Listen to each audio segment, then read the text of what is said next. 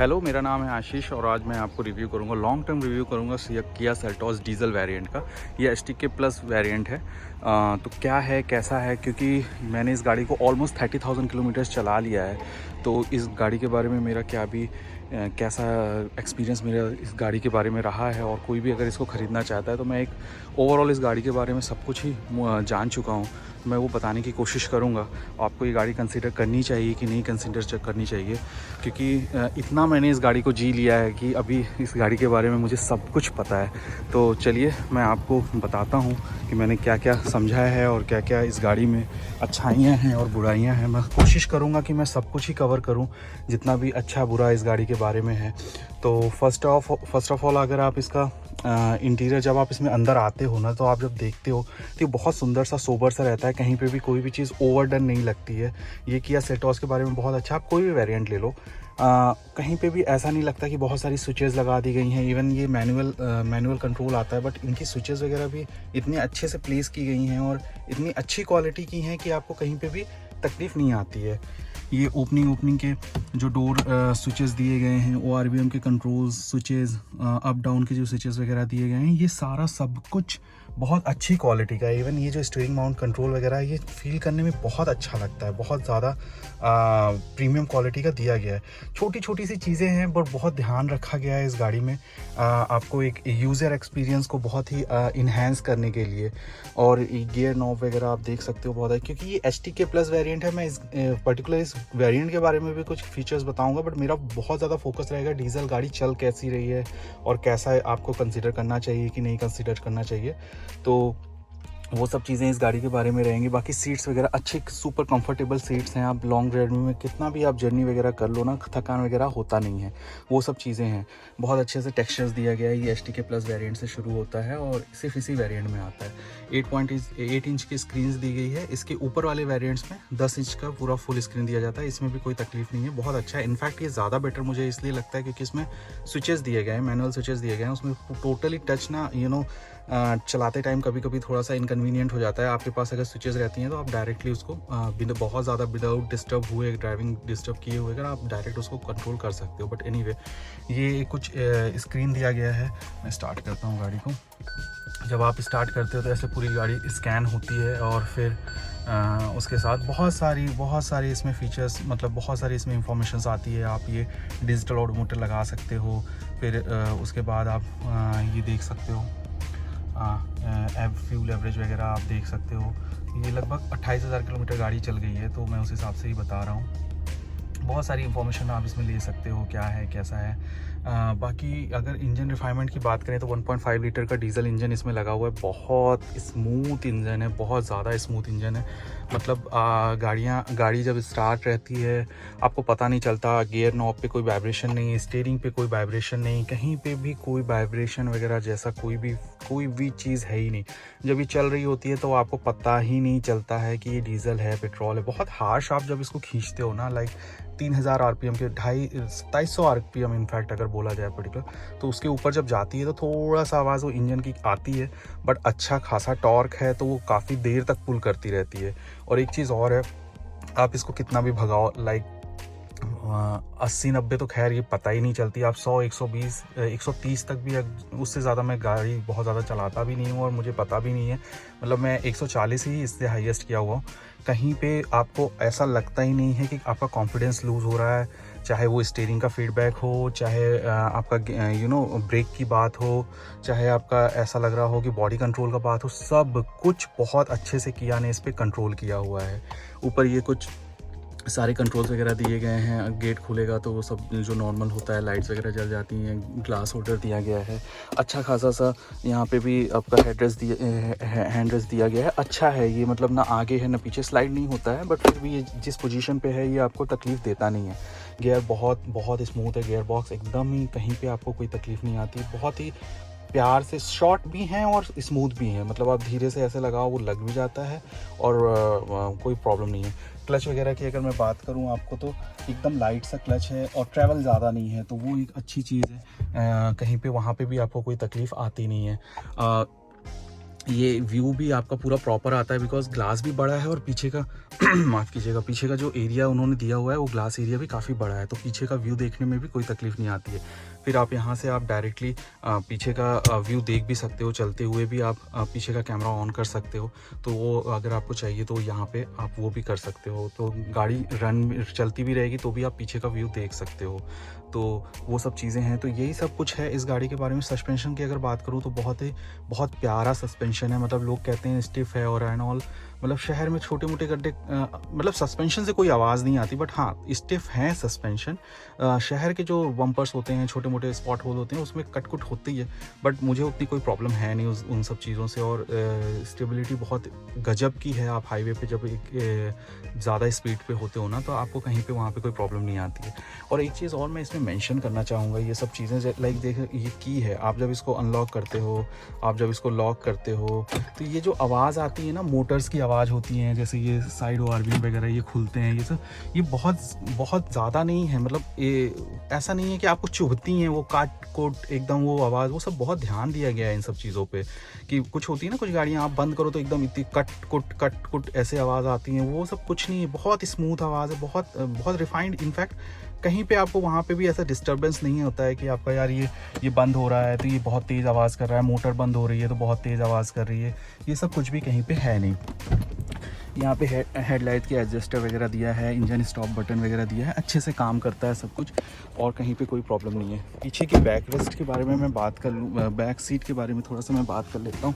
यहाँ पे क्या क्या चीज़ें दिया गया है, तो यहाँ पे एक चार्जिंग पॉइंट दिया गया है, बहुत ज़रूरी है, और है अब तो मतलब हर जगह आने ही लगा है। तो यहाँ से ऐसा कुछ कमांडिंग व्यू आता है इसका, मतलब आप यहाँ पर भी जब बैठ रहे होते हो ना, तो बहुत अच्छे से पूरा व्यू दिखता है, कहीं पर कोई दिक्कत नहीं आती है। अब ये देखो यहाँ पर मेरी सीट मेरे हिसाब से एडजस्ट है, मेरी हाइट है ऑलमोस्ट 6 फीट की मेरी हाइट है, तो उसके बाद भी देखो इतना स्पेस आ जाता है, तो यहाँ पे कोई दिक्कत नहीं है। ऑल्दो ये सीट रिक्लाइन नहीं होती है, फिक्स्ड है। इसके बाद वाले में 60-40 स्प्लिट आती है, तो वो चीज़ नहीं है। यहाँ पे हेडरेस्ट का मुझे ऐसा लगता है ना, फिक्स टाइप नहीं देना चाहिए था, ये एडजस्ट मतलब ऊपर नीचे कर सकते हैं, ऐसा ही हेडरेस्ट देना चाहिए था। बट एनीवे जो भी है, थोड़ा बड़े हाइट वालों के लिए सिर ऊपर हो जाता है, तो हेडरेस्ट किसी काम का रह नहीं जाता है। 3 लोग बड़े आराम से बैठ सकते हैं, मतलब जेन्युइनली 3 लोग बैठ सकते हैं, यहाँ पे कोई प्रॉब्लम है नहीं। तो ये है, यहाँ पे भी एसी सब कुछ दिया गया हुआ है, तो यहाँ से भी आप अपना फ़ैन स्पीड वगैरह, और पीछे वाले लोगों को लिए अगर एसी चाहिए तो वो भी यहाँ पे कंट्रोल दिए गए हुए हैं। बाकी एसी इसका बहुत कमाल का है, कहीं पे आपको कहीं पे भी दिक्कत नहीं आएगी। यहाँ पे भी रीडिंग लैंप वगैरह दिया गया है, कोट को टांगने वगैरह के लिए यहाँ पे भी एक हुक दिया गया है, ग्रैब हैंडल वगैरह दिया गया है। और ये देखिए आप, ये इनबिल्ट है, ये आप सनशेड लगा सकते हैं। आपको अगर बहुत तेज़ बहुत हार्श अगर बाहर से धूप वगैरह आ सकती है, तो ये आप जस्ट इसको ऐसे लगा सकती है। कोई भी आफ्टर मार्केट नहीं है, कोई इस पर चालान वगैरह नहीं हो सकता, बिकॉज ये कंपनी फिटेड है। और ठीक है, आपको जब ज़रूरत है आप तब इसको लगा सकते हो। ये एसी की भी बहुत तेज़ कर दे, मतलब एसी की परफॉर्मेंस को भी थोड़ा बढ़ा देता है, बिकॉज थोड़ा सा धूप उतना तेज़ी से अंदर नहीं आता, और काफ़ी इफेक्टिव है। अब जब आपको नहीं लगाना है तो आप पूरी तरह से अंदर चला जाता है। देखो कहीं पे भी कोई पे भी मतलब अच्छा थॉट है, वेल थॉट। तो ये कुछ चीज़ें हैं यहाँ पे। ये जो थंब है ये बहुत ऊंचा नहीं है, तो अनकंफर्टेबल बीच वाले के लिए ज़्यादा होता नहीं है। बाकी अगर मैं पीछे से बात करूं तो रियर वाइपर, रियर डिफॉगर दिया गया है, अच्छा है, तो होना भी चाहिए सिक्योरिटी वाइज। बूट स्पेस भी आप देख सकते हो, बहुत अच्छा है, कहीं पे यहाँ पे कोई तकलीफ़ नहीं है। ठीक ठाक सा स्पेस दिया गया है, आप बहुत सारा सामान इस पर रख सकते हो।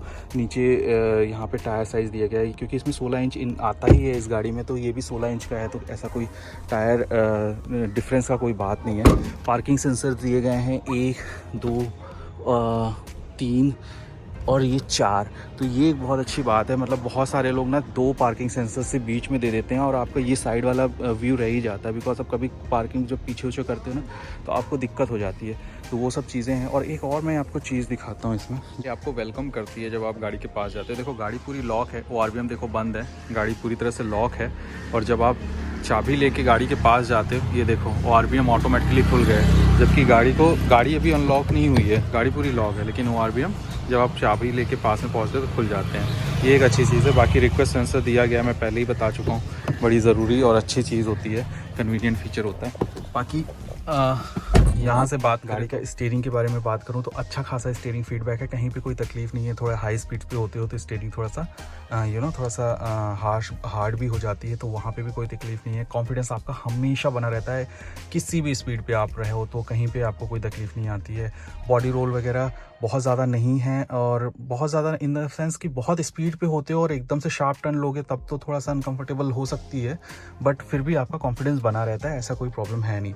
म्यूज़िक सिस्टम की बात करूँ तो music system decent music system है। मोस्ट ऑफ द लोगों को ये म्यूज़िक सिस्टम बहुत पसंद आएगा। ऑल्दो इसमें बोस के स्पीकर्स नहीं आते हैं, उसके बावजूद ये म्यूज़िक सिस्टम कमाल का म्यूज़िक सिस्टम है। मतलब इनबिल्ट जितने भी इसमें स्पीकर्स और ट्यूटर्स वगैरह दिए गए हैं वो आपको बहुत अच्छी तरीके से सेटिस्फाई करेगा और कहीं पे कोई दिक्कत नहीं है, अनलेस अनटिल आप बहुत ज़्यादा रिफाइंड आवाज़ सुनने के आदी हो, जो कि मुझे नहीं लगता है कि ऐसा बहुत सारे लोगों के ऐसा चॉइस होता है। बट ये मोर देन सफिशिएंट है, more than sufficient music system है। एसी बहुत अच्छे से वर्क करता है, आवाज़ भी ज़्यादा नहीं है कि आप तेज़ करो तो बहुत तेज़ फ़ैन स्पीड है। ऑफकोर्स 3 या 4 पे जब आप डालते हो इसको तो स्पीड थोड़ा तेज़ हो जाती है, बट 1-2 पे बहुत ही डिसेंट सा है, वो भी आवाज़ आती नहीं है। इंसुलेशन पे इस पर बहुत बढ़िया काम किया गया है, मतलब गाड़ी स्टार्ट हो, बंद हो, रन हो, कैसे भी हो ना, इतना proper, spite of diesel engine ये बहुत रिफाइंड इंजन है, बहुत ज़्यादा रिफाइंड इंजन है। उसके बाद परफॉर्मेंस पे भी बहुत अच्छा है, और ये आपको फ्यूल कंजप्शन भी बहुत अच्छा दे देता है ये गाड़ी। मेरे को शहर पे ये 14-15 का एनी हाउ ये दे रही है, देखो चलाने पे भी डिपेंड करता है, बट मैं जिस तरह से चला रहा हूँ 14-15 तो मुझे शहर पे मिल जाता है। उसके बाद हाईवे पे ये 24 तक का भी एवरेज मैंने इससे निकाला हुआ है, जो टैंक टू टैंक मैंने किया हुआ है, तो ये एवरेज पे भी आपको बहुत ज़्यादा परेशान करती नहीं है, अच्छा खासा है। रिफाइंड इंजन, मतलब आप इस गाड़ी को चलाओ ना तो आपका डीजल के बारे में, डीजल इंजन के बारे में आपकी सोच बदल जाएगी। और same goes with the Creta, वो भी बहुत रिफाइंड इंजन है, बिकॉज इंजन दोनों के सेम ही है। अब प्रॉब्लम इस गाड़ी में कहाँ आती है ना भाई, प्रॉब्लम आती है सेफ्टी को लेके।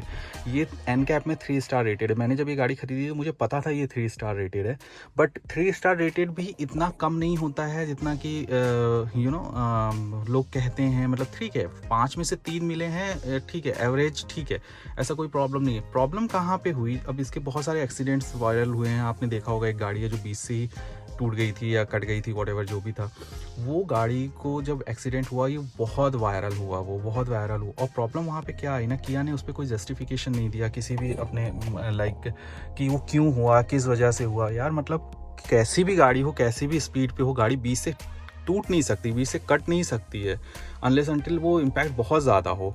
तो वो कैसे टूट गई, नई गाड़ी थी, और वहाँ पे जितने भी लोग थे सभी उसमें कोई सर्वाइव नहीं कर पाया, एयर बैग्स वगैरह भी थे उसमें, बट मतलब वहाँ पे ना कॉन्फिडेंस लूज़ होता है यार कि यार ये क्या बात है। ऑल्दो आप इसके शीट वगैरह देखोगे ना, ये थंब वगैरह बहुत सॉलिड आता है। इनफैक्ट मैंने जब गाड़ी ली थी मुझे पता था ये 3 स्टार एनकैप रेटिंग है, बट मैंने उसको कंसीडर किया था बिकॉज शीट वगैरह जो है ना इसकी, मैंने बोनट की सीट्स हैं, पीछे की दरवाजे की जो शीट्स वगैरह वो सॉलिड लग रही थी, फिजिकली सॉलिड लग रही थी, और कहीं पे कोई दिक्कत नहीं थी।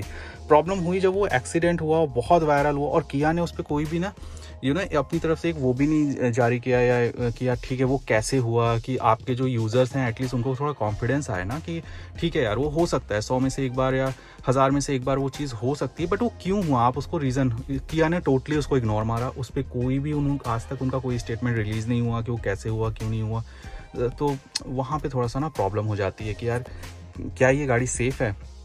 तो वो उस पर शायद किया को थोड़ा सा बोलना भी चाहिए था, बताना भी चाहिए था वो किस वजह से हुआ, तो शायद जो इसके यूज़र्स हैं उनको कॉन्फिडेंस आए। बट हाँ, अभी के लिए तो अगर 3 स्टार रेटेड है और उसके बाद इस तरह से एक्सीडेंट हुआ और ये सब चीज़ें हुई तो अनसेफ, तो मैं तो जो है वो देखो यार, मैं ना गाड़ियों को बहुत ही क्रिटिकली एनालाइज करता हूँ, मेरी है नहीं है उससे मतलब नहीं है, जो अच्छा है वो अच्छा है, जो बुरा है वो बुरा है। तो सेफ्टी वाइज थोड़ा सा इशू तो अब मुझे लगता है, बिकॉज यार इस तरह से अगर हादसे हो जाएं, और यार हादसा क्या है वो तो एक ही बार होना होता है ना, तो फिर थोड़ा सा वहाँ पे डाउट मुझे लग रहा है चीज़ों को, और उसी के लिए लेके ना मुझे थोड़ा सा अब इस गाड़ी को रखनी है नहीं रखनी है वो भी थोड़ा, बिकॉज सेफ्टी मेरे लिए बहुत मायने रखती है, तो वो मैं देख रहा हूँ, सोच रहा हूँ क्या करना है, कैसे करना है, तो वो एक सब चीज़ें हैं। बाकी यार ड्राइविंग एक्सपीरियंस, कंफर्ट, नॉइज़, कहीं पे इस गाड़ी मतलब सब कुछ ठूस दिया इस गाड़ी पे, जितना ये कर सकते थे, वन ऑफ द बेस्ट चीज़ बना सकते थे बना दिया। ध्यान नहीं दिया तो सेफ्टी पे, बिकॉज इनको लगा इंडियंस को कोई फ़र्क नहीं पड़ता। उन्होंने मारुति का ही स्टाइल चालू किया कि एवरेज दे दो, फीचर्स दे दो, पेपी इंजन दे दो, वो तो बिक रही है ना, और अभी भी बिक रही है। नंबर 1 गाड़ी है वो, सबसे ज़्यादा सेल करने वाली गाड़ी है। बट अभी सब कुछ बदल चुका है धीरे धीरे। महिंद्रा, टाटा और भी जो गाड़ियाँ हैं, फॉक्सवैगन, स्कोडा ग्रुप, आप देखो ना यार, सेफ्टी पे लोगों ने फीचर्स छोड़ के सेफ्टी की तरफ जाना चालू कर दिया है। और ये बात अब सबको पता है कि जो अनसेफ गाड़ियाँ, आप बेलेनो देख लो कहाँ जा रही है, i20 देख लो, कहीं पे कोई सेल नहीं है। धीरे धीरे ना सेल बहुत तेज़ी से रिड्यूस हो रही है। तो लोगों को, अब कंपनी को समझ में आ रहा है। और यार इस गाड़ी के साथ इन्होंने क्या किया ना, ये गाड़ी जो ऑस्ट्रेलिया में आती है उस पर शीट कुछ और है।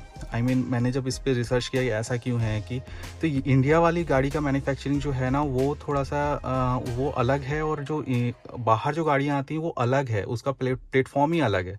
तो यार ये तो गलत बात है। मतलब ठीक है यार, थोड़े पैसे और ले लो। ऑल्दो ये कोई भी सस्ती गाड़ी नहीं है, 15 लाख 16 लाख, और टॉप मॉडल इसका 20 लाख 21 लाख का जा रहा है यार।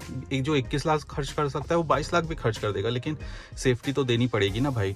तो वो सब चीज़ें हैं, तो वो आप देख लो। अब बात आती है कि आपको ये गाड़ी कंसीडर करनी चाहिए या गाड़ी ये कंसीडर नहीं करनी चाहिए। देखो भाई, अगर आपका पहला और आखिरी ही चीज़ है सेफ्टी, तो मैं तो आपको बोलूँगा रुक जाओ। और इसके लिए ही नहीं, क्रेटा के लिए भी बोलूँगा। ऑल्दो क्रेटा का एनकैप रेटिंग नहीं आया है, बट सेम प्लेटफॉर्म है, तो दोनों ही एक चीज़ है। तो अगर सेफ्टी ही आपका एकमात्र हाईएस्ट प्रायोरिटी है, तो तब तो मुझे तो नहीं लगता है कि फिर यार आपको इस पर पैसे लगाने चाहिए। बिकॉज नहीं पता ना, अनफॉर्चुनेट इंसिडेंट तो एक ही बार होने होते हैं, तो प्लीज़ आप उस पर थोड़ा सा। अदरवाइज़ अगर आपको फीचर्स चाहिए, कंफर्ट चाहिए, एक डीजल इंजन का, क्योंकि डीजल इंजन में इस सेगमेंट में कोई गाड़ी ही नहीं है क्रेटा और सेल्टॉस का। और क्रेटा और सेल्टॉस आप एक ही मान के चलो, मैं इसके बारे में बोल रहा हूँ, आप क्रेटा के बारे में भी थोड़ा बहुत समझ सकते हो कि वो भी, क्योंकि सेम प्लेटफॉर्म है, सेम इंजन है। तो और कोई डीजल गाड़ी ही नहीं है इस सेगमेंट में। इस सेगमेंट में तो कोई भी गाड़ी नहीं है, तो आपके पास ऑप्शन ही नहीं है ये दोनों। इधर आप इससे नीचे गाड़ी खरीद लो, टाटा नेक्सॉन वगैरह या महिंद्रा SUV 300 वगैरह, या फिर आप इसके ऊपर चले जाओ, Tata Harrier, jeep compass, MG Hector, और अभी जो SUV 700 आई हैं, तो वो थोड़ा बेटर प्रोडक्ट मिल जाती हैं, बड़े इंजन के साथ मिल जाती है। तो मेरा तो ये कहना है कि अगर आपके पास इतना बजट है, आई मीन जो यार सेल्टॉस क्रेटा का टॉप मॉडल वगैरह खरीद सकता है, वो अफोर्ड कर सकता है हैरियर और SUV 700, ये सब गाड़ियाँ, तो आप उस पर चले जाओ, वो बेटर है। थोड़ा सा वो SUV 700 वगैरह में फीचर्स भी बहुत अच्छे मिल जाते हैं, ऐसा कोई दिक्कत नहीं है। रोड प्रेजेंस भी अच्छी मिल जाती है, इंजन भी बड़ा मिल जाता है। फ्यूल कंजप्शन पे थोड़ा कंप्रोमाइज़ करना पड़ेगा, बट अगेन सेफ्टी आपको वहाँ पे मिल जाएगी। तो ये सब चीज़ें हैं। बाकी इस गाड़ी से मेरा अभी तक का एक्सपीरियंस बहुत अच्छा रहा है। कभी इस गाड़ी ने धोखा नहीं दिया, कोई भी अनइवन पैनल्स नहीं है, कोई भी उल्टी सीधा आवाज़, 30,000 किलोमीटर चलाने के बाद भी, ऑलमोस्ट 30,000 किलोमीटर चलाने के बाद भी कोई भी कहीं से कोई आवाज़ नहीं है। सस्पेंशन पूरा साइलेंट, गाड़ी पूरी साइलेंट है। तो यही सब चीज़ें हैं कुछ। तो मैंने अपनी तरफ से कोशिश की है कि एक्चुअल जो एक ऑनेस्ट रिव्यू होता है इस गाड़ी के बारे में बताने का, मैंने वो बताने की कोशिश की है। अगर आपको मेरा ये वीडियो अच्छा लगा हो तो प्लीज़ आप इसको लाइक और शेयर ज़रूर कर दें। Thank you.